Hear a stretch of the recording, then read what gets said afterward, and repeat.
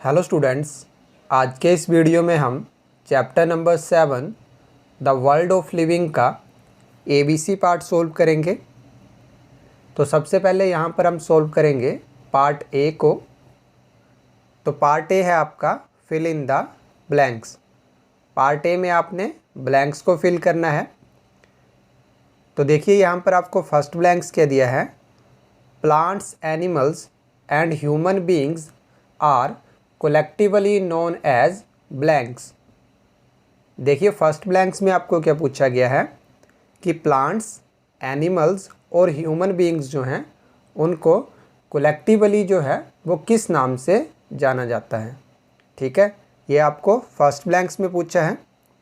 तो बच्चों plants, animal और ह्यूमन बीइंग्स जो हैं ये तीनों ही लिविंग थिंग्स होते हैं, इसीलिए बच्चों फर्स्ट ब्लैंक्स में आएगा लिविंग थिंग्स। क्लियर हो गया। इसी तरह से नेक्स्ट है बच्चों आपका second blanks, amoeba is a blanks organism. अब देखो सेकंड ब्लैंक्स में क्या पूछा है कि अमीबा जो है वो किस तरह का ऑर्गेनिज्म है। तो बच्चों अमीबा जो है वो एक यूनिसेलुलर ऑर्गेनिज्म है, इसीलिए बच्चों सेकंड ब्लैंक्स में आएगा यूनिसेलुलर। क्लियर हो गया। इसी तरह से बच्चों नेक्स्ट है आपका third blanks, the process used by plants to synthesise their own food is known as blanks. अब बच्चों थर्ड ब्लैंक्स में देखो क्या पूछा गया है कि वो प्रोसेस जिसके द्वारा प्लांट्स जो हैं वो अपना फूड सिंथेसाइज करते हैं, मतलब बनाते हैं, उस प्रोसेस को हम क्या बोलते हैं। क्लियर है। तो बच्चों ये जो चीज़ है ये आप प्रीवियस क्लासेस में भी पढ़ चुके हैं कि वो प्रोसेस जिसके द्वारा ग्रीन प्लांट्स जो हैं वो अपना फूड प्रिपेयर करते हैं, उस प्रोसेस को हम बोलते हैं फोटोसिंथेसिस। ठीक है, इसीलिए बच्चों थर्ड ब्लैंक्स में आएगा फोटोसिंथेसिस। क्लियर हो गया। तो ये हो जाएगा बच्चों आपका थर्ड ब्लैंक्स का आंसर। अब नेक्स्ट हम चलते हैं फोर्थ ब्लैंक्स की तरफ। तो नेक्स्ट है बच्चों आपका fourth blanks, all living organisms respond to various kind of blanks. बच्चों फोर्थ ब्लैंक्स में आपको पूछा गया है कि जितने भी लिविंग ऑर्गेनिज्म होते हैं वो किसको रिस्पॉन्ड करते हैं। ठीक है, तो बच्चों इसका आंसर आएगा स्टिमुली। क्लियर है। तो इसी तरह से बच्चों नेक्स्ट है आपका fifth blanks, blanks are very small plants. बच्चों फिफ्थ ब्लैंक्स में आपको पूछा गया है कि वेरी स्मॉल जो प्लांट होते हैं, मतलब ऐसे प्लांट्स जो साइज़ में बहुत ज़्यादा छोटे होते हैं, उन प्लांट्स को हम किस नाम से जानते हैं। ठीक है, तो बच्चों प्लांट्स जो हैं वो बेसिकली 3 कैटेगरीज में डिवाइड होते हैं। ठीक है, फर्स्ट कैटेगरी जो होती है वो होती है हर्ब, सेकंड कैटेगरी आती है श्रब्स और थर्ड कैटेगरी जो है वो होती है ट्रीज़। ठीक है बच्चों, यहाँ पर जो हर्ब्स हैं वो वेरी स्मॉल प्लांट्स होते हैं। ठीक है, और जो श्रब्स होते हैं वो मीडियम साइज प्लांट होते हैं, और इसी तरह से जो ट्रीज़ होते हैं वो लार्ज साइज प्लांट होते हैं। क्लियर है। तो बच्चों यहाँ पर हमें ब्लैंक्स में क्या पूछा था कि जो वेरी स्मॉल साइज प्लांट होते हैं उनको हम क्या बोलते हैं। तो बच्चों जो वेरी स्मॉल साइज प्लांट हैं उनको हम बोलते हैं हर्ब्स, इसीलिए बच्चों जो फिफ्थ ब्लैंक्स है उसमें आएगा हर्ब्स। क्लियर हो गया। तो ये हो जाएगा बच्चों आपका फिफ्थ ब्लैंक्स का आंसर, और इसी के साथ आपका पार्ट ए का जो सॉल्यूशन था वो कंप्लीट होता है। अब नेक्स्ट हम चलते हैं पार्ट बी की तरफ। तो नेक्स्ट है बच्चों आपका पार्ट बी, राइट ट्रू और false for the following statements. Part B में बच्चों आपने ट्रू और फॉल्स स्टेटमेंट बताने हैं। ठीक है, तो बच्चों यहाँ पर आपको फर्स्ट स्टेटमेंट दी गई है, अमीबा इज़ ए प्लांट।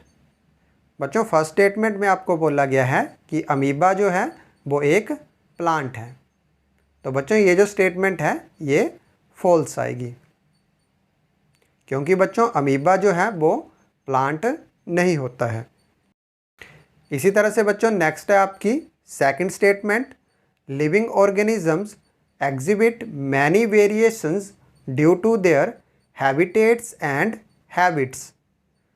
बच्चों सेकंड स्टेटमेंट में आपको बोला गया है कि जितने भी लिविंग ऑर्गेनिज्म होते हैं उनमें बड़े सारे वेरिएशंस होते हैं उनके हैबिटेट्स और हैबिट्स की वजह से। ठीक है बच्चों, हैबिटेट का मतलब होता है रहने की जगह और हैबिट्स का मतलब होता है आदतें। ठीक है, इसका मतलब हुआ कि जितने भी लिविंग ऑर्गेनिज्म होते हैं उनमें बड़े सारे वेरिएशंस होते हैं, मतलब चेंजेस होते हैं उनके रहने की जगह और उनकी आदतों के कारण। ठीक है, तो बच्चों ये जो स्टेटमेंट है ये भी ट्रू आएगी। क्लियर हो गया? तो इसी तरह से बच्चों नेक्स्ट है आपकी third statement, many non living things can be moulded in different forms और शेप्स। बच्चों थर्ड स्टेटमेंट में देखो क्या बोला गया है कि बड़ी सारी जो नॉन लिविंग थिंग्स होती हैं उनको हम मोल्ड कर सकते हैं डिफरेंट फॉर्म्स में और शेप्स में। ठीक है बच्चों, मोल्ड करने का मतलब होता है ढालना या चेंज करना। ठीक है, इसीलिए इस स्टेटमेंट का मतलब क्या हो जाएगा कि हम बड़ी सारी नॉन लिविंग थिंग्स को चेंज कर सकते हैं अलग अलग फॉर्म्स और शेप्स में। क्लियर है? तो बच्चों ये जो स्टेटमेंट है ये ट्रू आएगी। क्लियर हो गया? तो ये हो जाएगा बच्चों आपका थर्ड स्टेटमेंट का आंसर। अब नेक्स्ट हम चलते हैं फोर्थ स्टेटमेंट की तरफ। तो नेक्स्ट है बच्चों आपकी fourth statement, all living things die. बच्चों फोर्थ स्टेटमेंट में आपको बोला गया है कि जितनी भी लिविंग थिंग्स होती हैं वो कभी ना कभी डाई कर जाती हैं, मतलब उनकी मृत्यु हो जाती है। ठीक है, तो बच्चों ये जो स्टेटमेंट है ये भी ट्रू आएगी। क्लियर हो गया? तो इसी तरह से बच्चों नेक्स्ट है आपकी fifth statement, lotus is an example of A hydrophyte.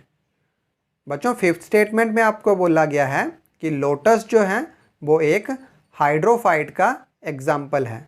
ठीक है बच्चों, हाइड्रोफाइट जो हैं वो ऐसे प्लांट्स होते हैं जिनको लार्ज अमाउंट ऑफ वाटर चाहिए होता है और वो पानी में ग्रो करते हैं। ठीक है, तो लोटस जो है बच्चों वो भी पानी में ग्रो करता है और इसको भी लार्ज अमाउंट ऑफ वाटर चाहिए होता है, इसीलिए बच्चों ये जो स्टेटमेंट है ये ट्रू आएगी। क्लियर है? इसी तरह से बच्चों नेक्स्ट है आपकी sixth statement, invertebrates do not possesses A backbone. बच्चों सिक्स्थ स्टेटमेंट में आपको बोला गया है कि इनवर्टेब्रेट्स जो होते हैं उनमें बैकबोन नहीं होती है। ठीक है, तो बच्चों ये जो स्टेटमेंट है ये भी ट्रू आएगी, क्योंकि बच्चों इनवर्टेब्रेट्स जो हैं वो ऐसे ऑर्गेनिज्म होते हैं जिनमें बैकबोन नहीं पाई जाती हैं। क्लियर हो गया? तो बच्चों इसी के साथ आपका पार्ट बी का जो सॉल्यूशन है वो भी कंप्लीट होता है। अब नेक्स्ट हम चलते हैं पार्ट सी की तरफ। तो नेक्स्ट है बच्चों आपका part C, tick the correct options. Part C में आपने सही ऑप्शन पर टिक करना है। तो देखिए यहाँ पर आपको फर्स्ट क्वेश्चन क्या दिया है, विच of these statements is true for plant. बच्चों फर्स्ट स्टेटमेंट में आपको बोला गया है कि ये जो आपको नीचे चार ऑप्शन में स्टेटमेंट्स दी हैं, इन स्टेटमेंट्स में कौन सी स्टेटमेंट जो है वो ट्रू है प्लांट्स के लिए। ठीक है, तो बच्चों इसका जो आंसर है वो ऑप्शन सेकंड आएगा, ग्रीन प्लांट्स आर ऑटोट्रोपिक। ठीक है, इसका मतलब हुआ कि ग्रीन प्लांट्स जो हैं वो ऑटोट्रोपिक होते हैं। ठीक है बच्चों, ऑटोट्रोपिक का मतलब होता है ऐसे प्लांट्स जो अपना फूड खुद प्रिपेयर करते हैं फोटोसिंथेसिस प्रोसेस से। क्लियर हो गया? तो ये हो जाएगा बच्चों आपका फर्स्ट क्वेश्चन का आंसर। अब नेक्स्ट हम चलते हैं क्वेश्चन नंबर सेकंड की तरफ। तो नेक्स्ट है आपका question number second, which of the following plants belongs to the category of shrubs. बच्चों क्वेश्चन नंबर सेकंड में आपको बोला गया है कि ये जो आपको नीचे ऑप्शन में 4 प्लांट्स के नाम दिए हैं, इनमें से वो कौन सा प्लांट है जो श्रब्स की कैटेगरी को बिलोंग करता है। ठीक है, मतलब कौन सा प्लांट जो है वो श्रब की कैटेगरी का है। ठीक है, तो बच्चों इस क्वेश्चन का जो आंसर है वो ऑप्शन सेकंड रोज आएगा। क्लियर है। तो इसी तरह से बच्चों नेक्स्ट है आपका question number third, which one among these is not a flowering plant. बच्चों क्वेश्चन नंबर थर्ड में आपको पूछा गया है कि यहाँ पर कौन सा जो है वो एक फ्लावरिंग प्लांट नहीं है। ठीक है, तो बच्चों इसका आंसर आएगा ऑप्शन सेकंड, एल्गी। क्लियर है। तो ये हो जाएगा बच्चों आपका थर्ड क्वेश्चन का आंसर। अब नेक्स्ट हम चलते हैं क्वेश्चन नंबर 4 की तरफ। तो नेक्स्ट है बच्चों आपका question number 4, biennial plants are those plants which live for. बच्चों क्वेश्चन नंबर 4 में आपको बाइनियल प्लांट्स के लाइफ स्पैन के बारे में पूछा है। ठीक है, मतलब आपने बताना है कि बाइनियल प्लांट्स जो होते हैं उनका लाइफ स्पैन जो है वो कितने ईयर्स का होता है। क्लियर है। तो बच्चों इस क्वेश्चन का जो आंसर है वो ऑप्शन थर्ड 2 ईयर्स आएगा। इसी तरह से बच्चों नेक्स्ट है आपका question number 5, all living organism have. बच्चों क्वेश्चन नंबर 5 में देखो क्या पूछा गया है कि जितने भी लिविंग ऑर्गेनिज्म होते हैं उनमें ये जो आपको नीचे 4 ऑप्शंस दिए हैं इनमें से कौन सी चीज़ जो है वो पाई जाती है। ठीक है, तो आपने ऐसी चीज़ बतानी है जो सभी ऑर्गेनिज्म में पाई जाती हो। ठीक है, तो बच्चों इस क्वेश्चन का जो सही आंसर है वो ऑप्शन थर्ड, सेल्स आएगा।